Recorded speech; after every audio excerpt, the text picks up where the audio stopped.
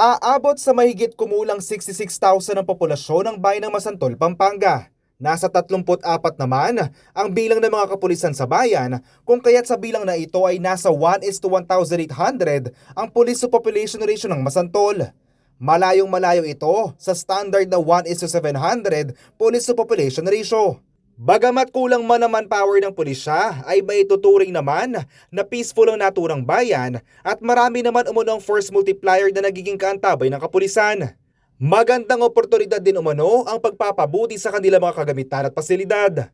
Kasama na rito ang pagtatayo ng bagong Municipal Police Office na makakatulong raw sa police visibility ng bayan. Ay, number one po yan na ano po natin, yung police presence po, and visibility. Pag nakakakita po, parang deterrent po yan sa ating community. Pag yung mga would-be criminals, so nag-iisip ng masama, pag nakakita ng pulis sa daan, is medyo mag-iisip sila twice or thrice bago gumawa niyan. At the same time po, yung police visibility po and presence, lumalapit po yung kapulisan sa ating community to interact with them para malaman po kung ano yung mga nagiging problema dun sa community po na yun. Ikinumpara naman ni Police Brigadier General Cesar Pasiwen, ang Regional Director na Police Regional Office 3, sa isang tahanan na bagong pasilidad.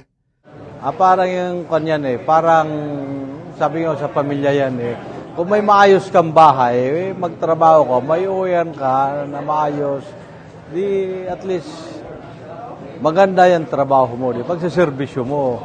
Kasi naman wala kang sariling bahay, pagod ka sa trabaho, tapos wala ka pa maayos na uwian, parang ganun din yun. Napakalaga po na merong ganitong sariling bahay ang ating mga kapulisan, di gaya na nakikitira sa munisipyo, di ba? Mas maganda ang ganito. Samantala, taong 2022 nang masimulan ang konstruksyon ng bagong Municipal Police Station at na-delay ito dahil sa pandemya. Itinayo ang bagong PNP station sa Barangay San Nicolas malapit sa kalsada at madaling makita ng mga tao. Ang ganitong inisyatibo ay makakatulong umano sa pagpapaigting ng peace and order situation sa bayan, ayon kay Masantol Mayor Tonton Bustos.